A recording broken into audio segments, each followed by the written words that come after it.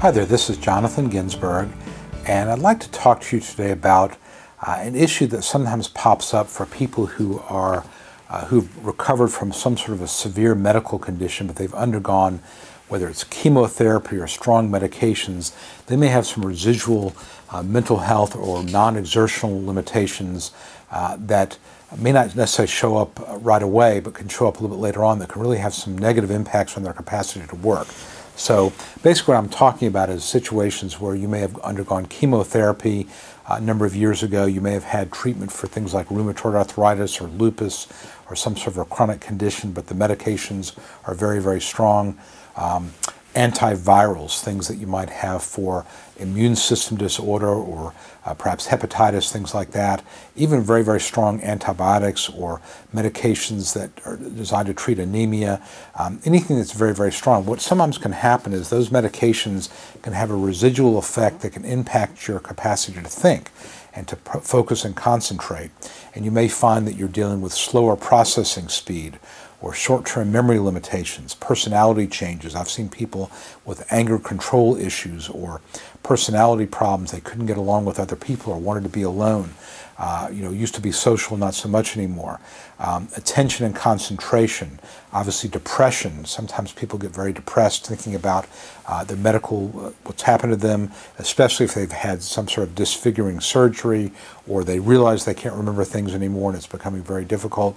I even had a case one time where I had a client developed a form of obsessive compulsive disorder such that anytime she would have any kind of health problem at all, she would think, oh, my cancer's coming back, and she would just completely, get so consumed by that eventually her psychologist said that she couldn't function in a work environment because she was so focused on germs and so focused on any type of, ache or pain that she just couldn't work at all. So my point, I guess, is that if you've gone through one of these difficult medical procedure or processes where you've had strong medications or you've even had surgery, maybe where you've been under anesthetic and you're noticing you don't remember things, you can't think as clearly as you used to be able to think, those are limitations. And what happens is in a Social Security context, we can identify those limitations and use them to basically eliminate categories of jobs. For example, you may have done work with numbers in the past where maybe it was a skilled or semi-skilled job. Now, because of these mental health limitations or cognitive limitations, you can only do unskilled work, and that could perhaps make you eligible for a grid rule where you can be found disabled even if you can do certain types of physical things, or it could eliminate categories of jobs in terms of past work, or it could be enough to disable you totally, completely.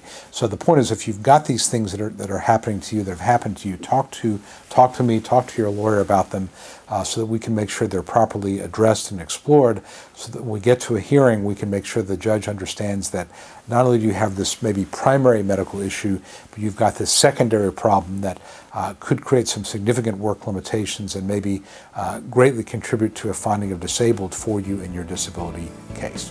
I hope this has been helpful. Again, my name is Jonathan Ginsberg.